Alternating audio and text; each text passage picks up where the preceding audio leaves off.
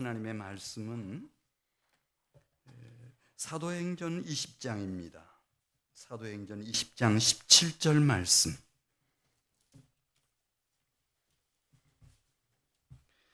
사도행전 20장 17절부터 27절 말씀까지를 저와 함께 교독하겠습니다. 17절 말씀 제가 먼저 봅니다. 바울이 밀레도에서 사람을 에베소로 보내어 교회 장로들을 청하니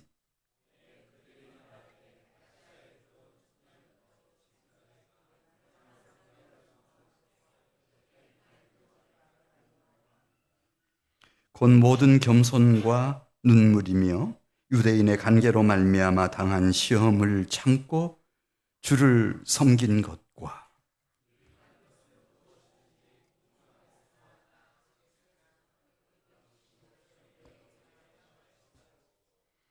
유대인과 헬라인들에게 하나님께 대한 회개와 우리 주 예수 그리스도께 대한 믿음을 증언한 것이라.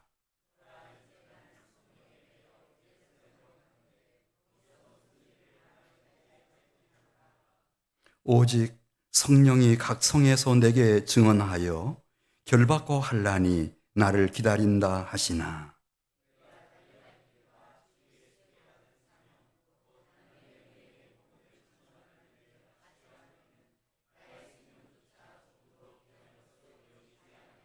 보라, 내가 여러분 중에 왕래하며 하나님 나라를 전파하였으나 이제는 여러분이 다 내 얼굴을 다시 보지 못할 줄 아노라.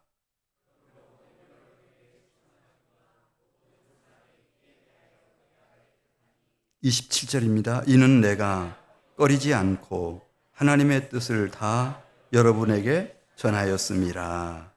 아멘. 하나님의 동역자들, 이 하나님의 동역자들은 일방적 관계가 아니에요. 한 사람만 막 사랑하고 희생하고 다른 사람들은 그냥 팔짱 끼고 있고 그런 게 아니고 이 하나님의 동역자의 관계는 상호 호혜적 관계예요. 그러니까 내가 이렇게 심은 대로 하나님이 30배, 60배, 100배가 돼서 이렇게 돌아오도록 만드시는 놀라운 상호 호혜적 관계입니다. 이 하나님의 동역자가 된다고 하는 것은 절대 손해가 아닙니다. 자, 우리가 이제 17절 바울의 경우를 보도록 하겠습니다. 바울이 주님을 만난 이후에 자기의 모든 것을 다 바쳐서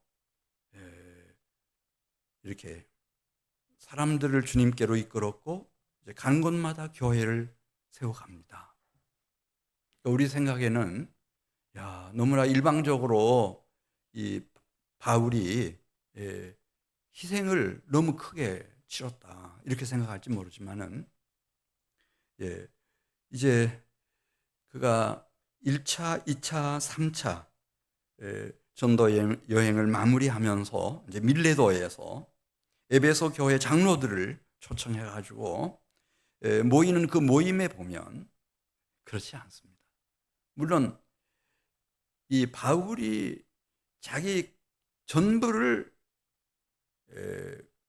구원받을 영혼들을 위하여 그리고 하나님의 사랑하는 아들의 나라인 주의 몸된 교회를 세우는 일을 위하여 다 내줍니다. 그렇지만은 이제 우리가 17절 이하에서 보는 것처럼 그렇게 해서 바울이 이 세상을 떠나고 나면 바울이 주께로 이끌었던 아직도 유년기 같고 아동기 같은 시간을 보내고 있는 새 생명들 그리고 길리기아 다소에서부터 교회들을 세워오기 시작했는데 그래서 지금까지 세워온 아직도 충분히 자리 잡지 못한 사실상은 10년 미만의 개척교회 같은 이런 교회들을 맡아서 바울이 교회를 섬기고 세웠던 것처럼 그 일을 바통을 이어받고 그 일을 잘 감당해 줄 사람들이 이 하나님의 동역자인 지금 장로들입니다. 장로들. 그래서 하나님의 동역자가 된다고 하는 것은 우리가 쉽게 생각할 때, 이건 일방적 관계다. 나만 죽는구나. 절대 그렇게 생각하지 마시라는 거. 이것은 상호 호혜적 관계라고 하는 거. 자, 우리 이제 17절 말씀을 같이 보도록 하겠습니다. 바울이 밀레도에서 사람을 어디로 보내죠? 에베소에 큰 교회가 있지 않습니까? 만 2년, 3년을 에베소에서 집중 장기 목회 사역을 했으니까요. 에베소로 보내가지고 그 교회 장로들을 밀레도로 다 초청하는 겁니다. 예, 그렇게 초청을 해서 이제 마지막 시간입니다. 이 에베소 장로들을 만날 수 있는, 이 바울이 이 에베소 장로들을 양육할 수 있는 마지막 타임입니다. 그때 마지막 남아있는 것을 다 부어내는 겁니다. 바울이. 자, 우리 18절 보겠습니다. 오매 그들에게 말하되 아시아에 들어온 첫날부터 지금까지 내가 항상 여러분에게 어떻게 행하였는지를 여러분도 아는 바니. 네. 어떻게 이 아시아 사역을, 에베소 사역까지 정말 희생적으로 수고를 아끼지 아니하고 최선을 다했는지, 적어도 다른 새신자들은 모르겠지만 에베소 교회 장로들은 다 안다 이거예요. 그러면서 그것을 콕콕 집어주는 거예요. 물론 이제 그들도 다 보고 느끼고 생각하는 바는 있겠지만, 이제 바울이 직접 우리가 하나님의 동역자로 하나님을 섬긴다고 하는 것이 무엇인지 그 핵심 요소들을 이렇게 짚어주는 겁니다. 그것이 19절에 있는 말씀 보면 첫 번째가 겸손입니다. 모든 겸손. 교회라고 하는 것은 어떻게 성립됐는가 하면 지극히 높으신 하나님께서 당신 품속에 계시던 독생자 그리스도 예수를 이 세상에 보내주십니다. 이걸 비하라고 말하는데, 창조주이신 그 영광의 자리에서 자기 자신을 낮추시고 이 땅까지 낮추신 거예요. 그래서 이렇게 실수도 허물도 죄악도 헤아릴 수 없는 우리 속에 이분이 오셨어요. 그래서 예수님의 성품의 첫 번째 특징이 뭔가? 겸손이에요. 그걸 다 보여주시면서도 예수님은 직접 말씀하시잖아요. 나는 온유하고 겸손하다. 그 주님의 가장 대표적인 품성이 뭐라고요? 겸손. 빌립보서 2장에 5절 이하에 쭉 나오는 것처럼 자기 비하의 겸손이에요. 그래서 이 교회에서 오랫동안 마지막까지 큰 지도자, 하나님의 동역자가 될 사람들은 이 성품이 준비되어야 돼요. 이 성품이 뭐라고요? 모든 겸손입니다. 겸손. 교만하면 넘어집니다. 시간 문제입니다. 겸손. 왜냐하면 그 온유하고 겸손하신 그리스도 예수께서 머리이시며 그분의 몸된 교회이기 때문에 이거 교회 공동체 안에서는 가장 우선적인 성품의 요건입니다. 겸손. 항상 자신을 돌아보는 겁니다. 하나님도 우리를 위해서 독생자를 내어주셨고 독생자 예수께서 어떻게 자기를 비하해서 겸손하게 겸비하게 낮추셨는지, 그분의 몸이 이 교회거든요. 그러니까 그분으로부터 버림받지 않으려면은 그 첫 번째 덕목이 성품인데 그게 겸손입니다. 겸손. 특별히 이제 교회 안에서 이제 중직을 맡고 장로님이 되고, 여기 장로라고 하는 뜻은 17절의 장로는 28절에 보면 감독이라고도 나와요. 그런 중요한 사역들을 하실 분들은 이 겸손해야 합니다. 목사님도 막 어떤 분들 막 너무 힘이 세신 분들이 계세요. 예. 그래서 겸손이라고 하는 것을 잃어버리면은 그러면은 이 장기 사역이 어렵습니다. 예. 겸손. 그 다음에 19절 보겠어요. 예. 이 하나님의 동역자들이 갖추어야 할 첫 번째 동목이 겸손이고, 두 번째는 뭐라 그랬죠? 눈물, 이렇게 말합니다. 이 눈물이 뭐예요? 식은 눈물을, 싸늘한 눈물을 흘리는 걸 말해요. 히브리서 5장 7절 보면은, 히브리서 5장 7절 한번 보겠어요.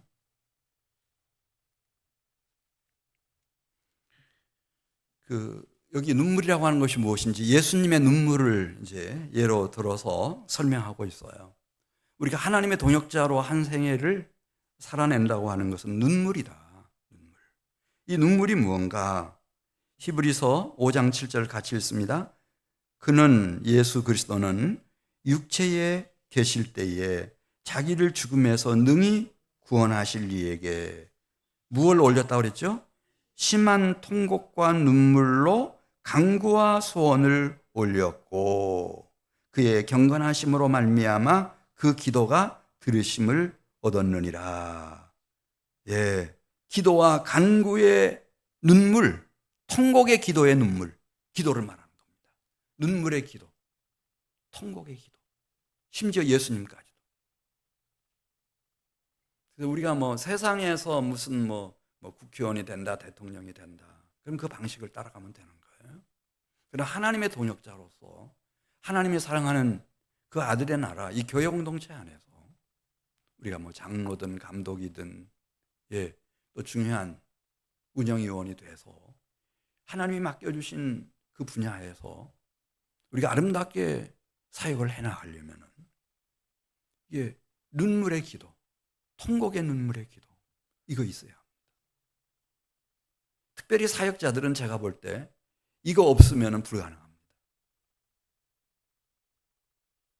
잠시는 할 수 있겠죠. 부흥회도 다닐 수 있고, 얼마 동안 쌈박하게, 너무 유창하게 말도 잘하고, 유머 감각도 뛰어나고, 이러면은 잠깐은 반짝할 수 있죠. 그러나 한평생을 사역자로 주님의 교회를 세워가려면은 제가 볼 때는 뭐가 필요한가? 겸손과 함께 눈물의 통곡의 기도. 이거 없이는 안 됩니다. 그럼 목사님만 하십시오. 우리는 안 하겠습니다. 그거 안 됩니다. 우리는 다 같은 지체여서 눈물의 기도입니다. 하나님이 여러분들을 기도하게 만들어 주실 겁니다. 어떻게 작업을 하시든지 그분이 보통 분이 아닙니다. 어떻게든지 이 기도를 하게 만들죠. 자, 다시 제가 묻겠어요. 19절에 나오는 하나님의 동역자가 갖추어야 할 요건, 눈물이 뭐라고 그랬어요? 눈물의 기도입니다. 눈물의 기도. 세 번째가 유대인의 관계로 말미암아 당한 시험을 참는 거다. 관계로 말미암은 시험을 참는 거다. 아담과 하와가 타락한 이후에 그냥 아벨도 가인의 관계에 의해서 희생당했어요. 그런 시험이 있어요. 침례 요한에게 문제가 있는 게 아니고 헤롯의 손에 그 관계에 의해서 그가 죽임을 당했어요. 예수님도 이 땅에 살아계시는 동안에 여기 19절에 나오는 말씀처럼 유대인의 관계로 말미암아 당한 시험이 이만저만이 아니었어요. 이 세상은 그런 곳이에요. 여호와의 종이 됐든 선지자가 됐든 사도가 됐든 오늘날도 마찬가지예요. 이 교회 공동체 안에서 정말 주님을 사랑하고 섬겨나가다 보면 시기 질투도 많이 받고 견제도 많이 당하고, 여기 관계로 정말 어려움 당할 수도 있어요.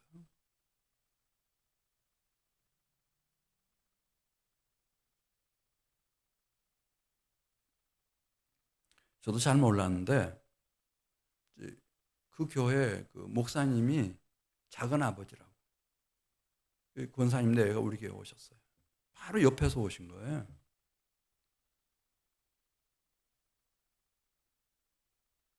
이제 모건대학교 그 대학교에 전도사가 돼서 그리로 가셨습니다만 네 분이.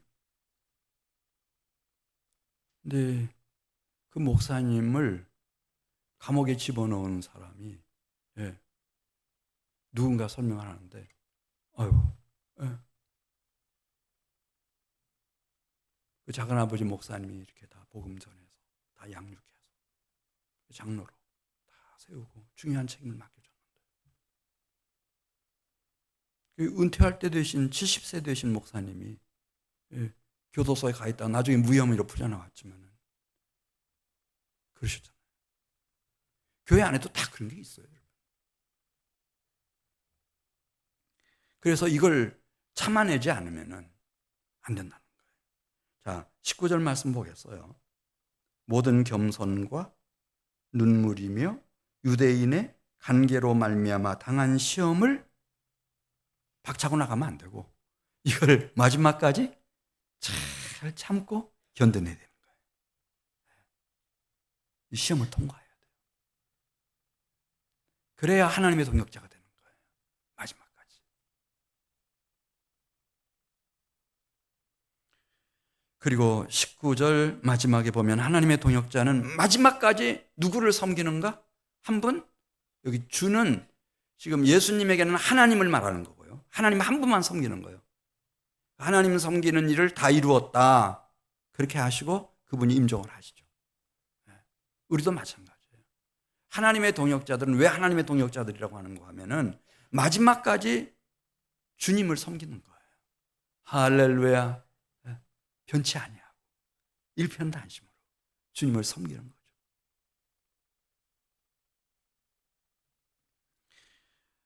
하나님의 동역자는 20절을 가서 보겠어요.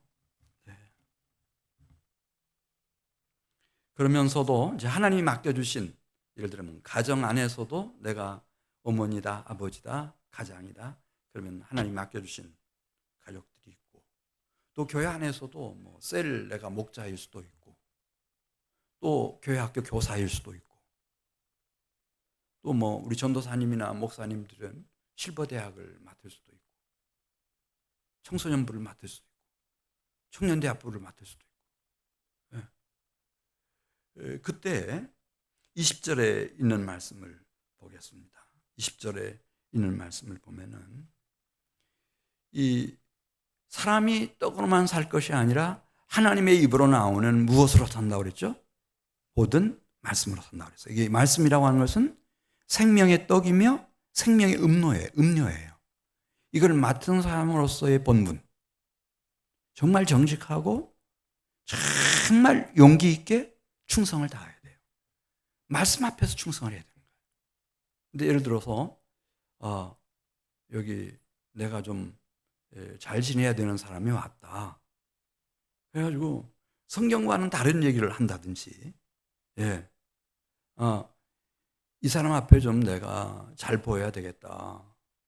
그래가지고 그 사람이 원하는 바로 주의 말씀을 증언한다든지 그렇게 하면 안 된다는 거죠. 거짓의 영이 장악해버리니까. 그래서 20절 말씀 보면 20절 같이 읽겠어요. 말씀을 맡은 사역자들은 오직 정직하게 용기 있게 말씀 앞에 충성을 다해야 되는 거예요. 그 말씀을 전했다가 자신이 체포될 수도 있고 감옥에 갇힐 수도 있고 죽임당할 수도 있어요. 그러나 그런 것에 굴복하면 이건 주님의 사역자가 아닌 거예요. 말씀을 맡은 자가 아니죠. 자, 우리 20절 같이 읽습니다. 유익한 것은 무엇이든지 공중 앞에서나 각 집에서나 거리낌이 없이 여러분에게 전하여 가르치고, 그렇죠? 말씀 앞에서 정직하게 용기 있게 충성스럽게 생명의 떡, 생명의 음료를 오직 공급한다고 하는 그런 책임감을 가지고 말씀을 전하는 거예요. 그래야 하나님의 동역자이고 하나님이 인정하시는 진정한 일꾼이 될 수 있는 거예요.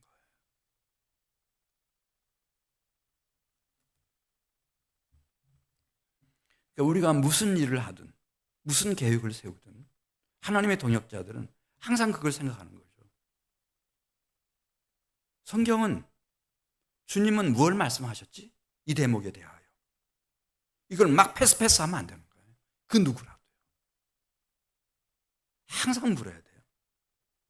하나님은 당신의 종 선지자들과 사도들을 통해서 이 대목에 대해서 뭐라고 말씀하셨지?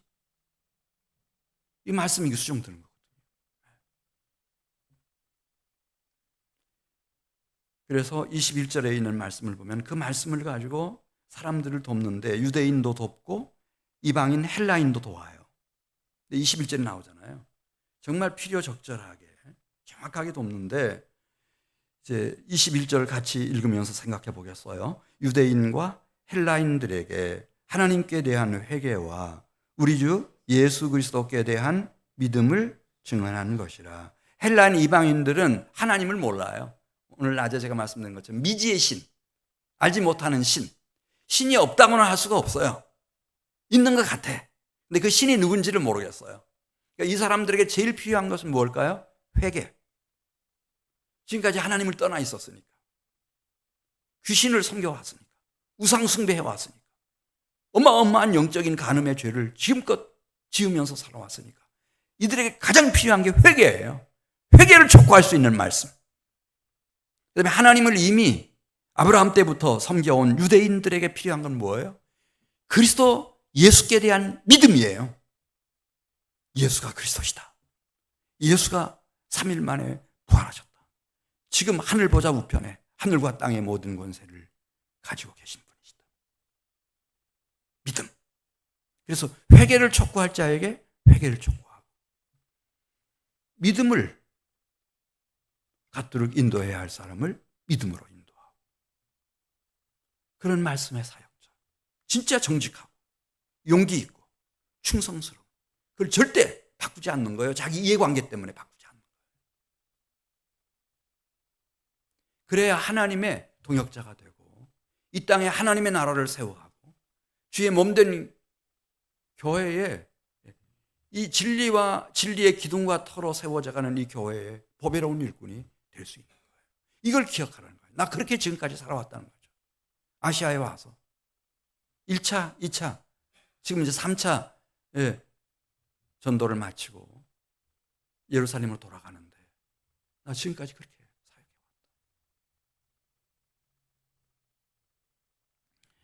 여기까지는 이제 교회 안에서 하나님의 동역자로서 자신이 어떻게 사역해왔는지를 다시 정리해서 이제 1차 그 전도 여행 때부터 세웠던 교회들이 있어요.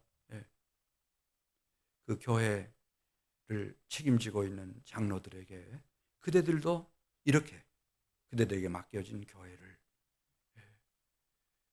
목양을 했으면 좋겠다. 그렇게 부탁을 하는 거죠. 그리고 21절 가서 보겠어요. 자, 하나님의 동역자들은 그러면 교회 안에서는 이제 어떻게 하면 되는지 우리가 살펴보았고, 교회 밖에서는 하나님의 동역자들이 무슨 일을 감당해야 되는지 그걸 얘기하는 겁니다. 교회 밖에서 22절 같이 읽습니다. 보라, 이제 나는 성령에 매여 어디로 가는데 강팍한 예수를 십자가에 못 박아 죽인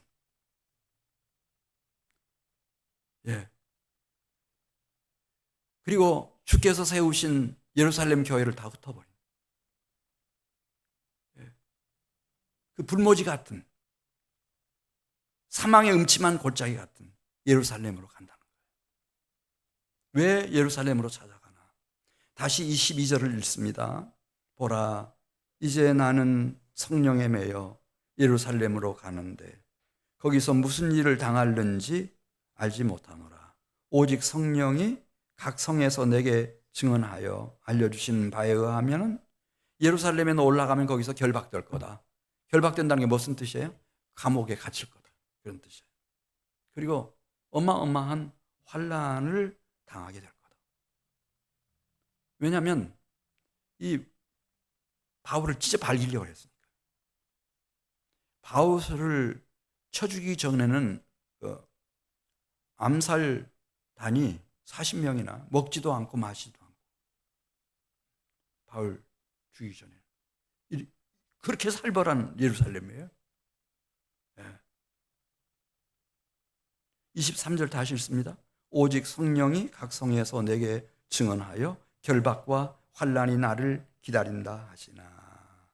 그럼 그 예루살렘에서, 그러니까 교회 밖 예루살렘에서, 교회 밖에 있는 이 세상 속에서 우리가 해야 할 일이 뭔가? 이거 말씀드리고 마치도록 하겠어요. 24절입니다. 내가 달려갈 길과 주 예수께 받은 사명, 곧 하나님의 은혜의 복음을 증언하는 일을 마치려 하면은 나의 생명조차 조금도 귀한 것으로 여기지 아니하노라. 아멘. 누가 하나님의 동역자인가? 물론 교회 안에서도 우리에게 주어진 중요한 사역들이 있어요. 그러나 교회 밖에서 27일 날 입주 시작하는 이 새로운 아파트 단지 안에서, 이건 교회 밖이에요. 물론 우리의 목양지죠. 우리의 교구예요. 그렇지만은 이건 교회 밖에 있는 거예요. 이 교회 밖에서는 어떻게 해야 하는가? 지금 바울이 우리에게 알려주고 있는 겁니다. 교회 밖에서의 사명은 하나님의 은혜의 복음을 증언하는 거다.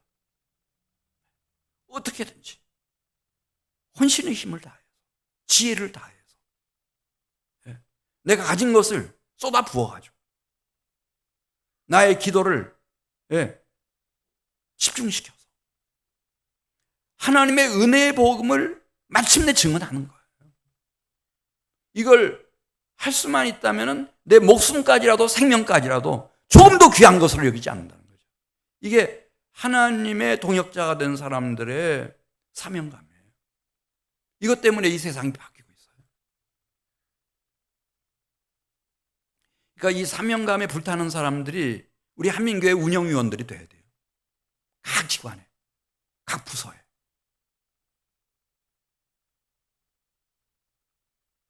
이제 두고 보셔요. 연말에 가서 우리가 투표할 거예요. 투표해서 그분들이 우리 교회의 영아부부터 실버대학까지 중요한 자리에서 중요한 교회 운영을 감당해 나갈 수 있도록 그런 기회들을 교회가 제공해 줘야 돼요. 뭐 이렇게 담임 목사가 계속 말하는데도 그냥 저녁 예배 기도회에도 안 나오고 전도 활동도 전혀 안 하고 그렇게 가면 그럼 우리는 생각해 봐야 돼요. 이건 우리의 사명의 길이 아니니까요. 다시 한번 읽어요.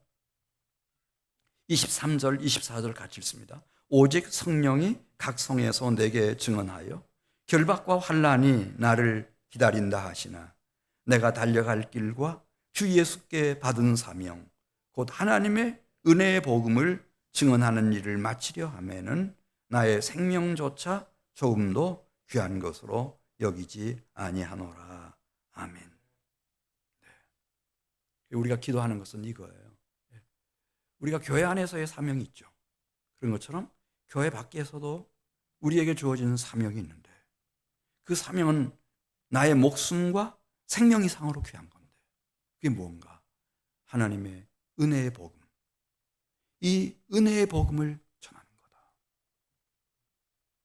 이걸 깨우칠 수 있도록 우리 온 성도들이 그래서 기도하는 겁니다. 25절 말씀 보겠습니다. 25절. 왜냐하면 이렇게 바울이 간곡하게 이제 그 장로들은 이제 28절에 나오는 것처럼 사실은 감독들, 아주 핵심 교회를 책임지는 그런 사역자들에게 이렇게 부탁하는 이유, 이게 마지막 부탁이니까 유언 같은 고별 설교라고 그러죠. 이거를 마지막 유언처럼 당부하는 말입니다.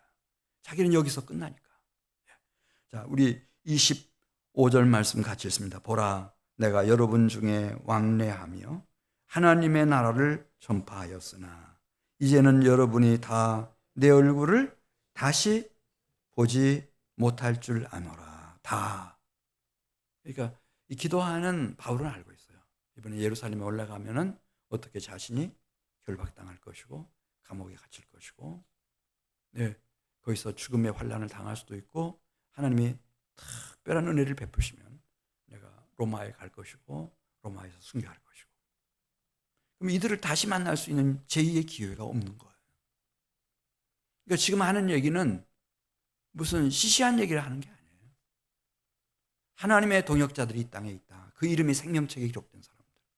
이 사람들은 이 교회 안에서의 사역과 교회 밖에 있는 이 세상 안에서의 사역이 있는데, 네, 그 사명이라고 하는 것이 무엇이며 얼마나 막중한 사명인지 하는 것을 지금 알려주는 겁니다.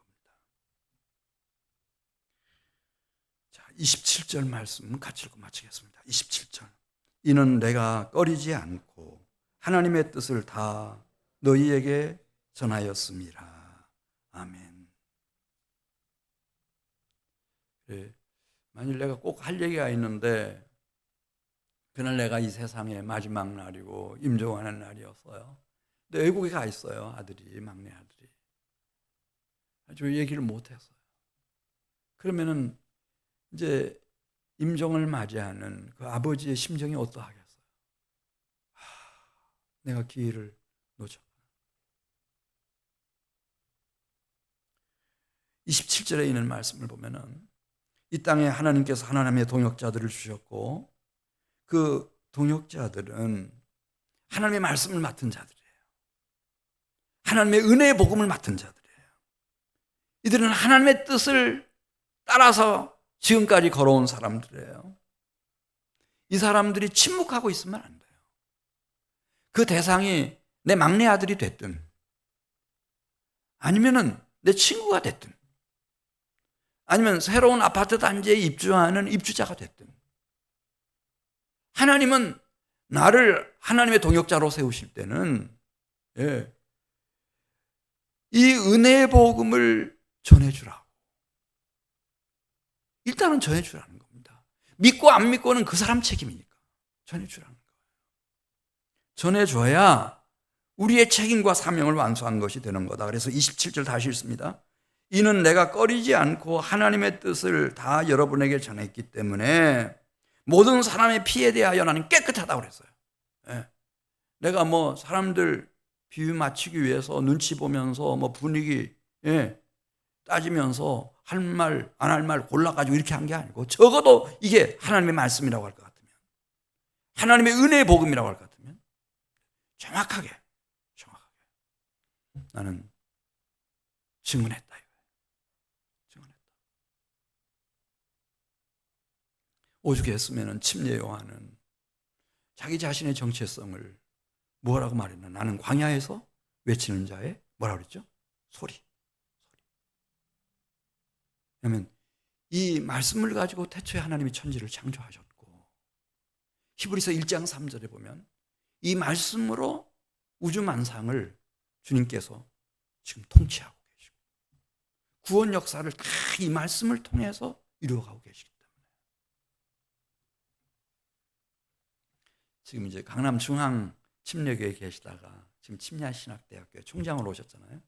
피영민 목사님이 그러더라고요. 이제 그분이 고대법대를 졸업하고 공군 장교로 임관을 해서 대전 어디에 와 있었나 봐요. 와 있었는데 소위 땐가 이제 그 주말이 돼서 친구들하고 대전 시내 나와가지고 이제 술 마시고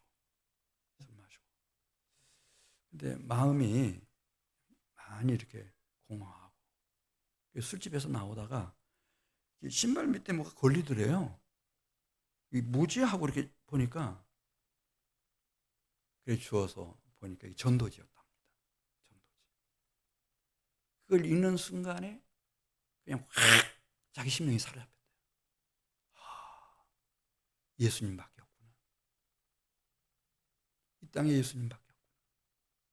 그래서 예수님 믿고 그때부터 신앙생활을 해가지고 훌륭한 목사님도 되고 신학자도 되고 총장도 되고. 근데 그 책임은 그러니까 우리가 내 입술로 하나님의 은혜의 복음을 전하든지 아니면 전도지를 전달하든지 아니면 전도지를 받은 사람이 그냥 버리고 지나갔어요. 근데 술 먹고 나오다가 구두발 밑에 밟혀가지고 이 사람이 그걸 잃어버렸다는 거예요. 그래가지고 자기가 크리스찬이 됐다는 거예요. 반드시 이 하나님의 은혜의 복음을 전하지 않으면 들을 수가 없고 그 복음을 듣지 못하면 믿는 자가 생겨날 수가 있어요, 없어요? 없어요. 그러니까 믿고 안 믿고는 그 사람 책임이에요. 그 피해에 대해서 나는 책임은 없다. 그러나 우리에게 주어진 사명감, 그건 무엇인가? 하나님이 나를 하나님의 동역자로 세우셨어요. 특별히 이렇게 저녁 예배 나와서 뭐 찬양하고 뭐 기도하고 이렇게 하시는 분들은 우리 성도 여러분들의 이름이 주님의 생명책에 있으니까 이렇게 하시는 거지 맨정신 가지고 그렇게 못하는 거예요. 제가 알아요. 이런 하나님의 동역자들은 교회 안에서는 이렇게 하나님이 주시는 생명의 떡과 음료인 말씀을 가지고 하나님 맡겨주신 영혼들을 잘 먹이고 마시고 그래서 또 소중한 동역자들로 세워가시길 바라고, 그 다음에 우리는 또 한 가지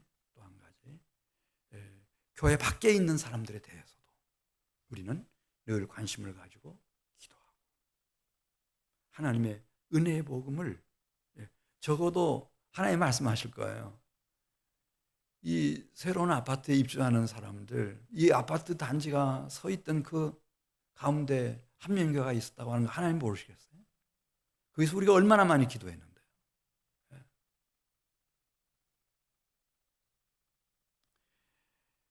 한민교회에 책임이 없겠어요, 여러분? 없을 수가 없죠. 그 교회 자리에 이 아파트 단지가 세워졌습니다. 그래서 오늘 저녁 이렇게 출발하니까 여러분 좋죠? 저는 이제 나이가 들었지만 젊은 30대 전도사님이 막 찬양 인도도 하고 기도 인도도 하니까 어때요? 저도 그런 때가 있었는데 한민교회 처음 개척할 때는 33살이었는데 그때는 저도 찬양도 잘했고 목소리도 잘 나오고 그렇게 했는데 지금 순식간에 시간이 이렇게 지나버렸어요. 우리 같이 모여서 우리 또 양 목사님 얼마나 좋은 은혜로운 찬양들 이렇게 인도하시고 같이 모여서 찬양하고 뜨겁게 기도하고 그냥 이스라엘 백성들이 여리고성 돌으라고 할 때 한 마음 한 뜻이 돼서 그냥 순종하는 거예요. 침묵하라고 하면 침묵하고 자 앞으로 가라고 하면 가고 소리 지르라고 하면 소리 지르고 그냥 우리는 다 하나님의 동역자들입니다. 이렇게 하고 순종하면 하나님 나라의 권능이 막 여리고성을 뒤 흔들어 버리니까 할렐루야. 우리 그걸 보고 싶은 거죠. 하나님의 능력과 권능의 생생한 역사 현장 그걸 한번 보고 싶은 거예요. 우리 같이 기도드리겠습니다. 하나님 아버지, 저희를 창세전에 선택하시고 그리스도 예수 안에서 속량하셨으며 성령으로 기름 부어 주셔서 하나님의 존귀한 동역자 삼아주셔서 감사합니다. 동역자된 우리에게 교회 공동체 안에서 또 교회 밖에서 맡겨진 이 중요한 책무와 사명, 이 소명을 완수하는 저희가 되게 해 주시옵소서. 예수님의 이름으로 기도드리옵나이다.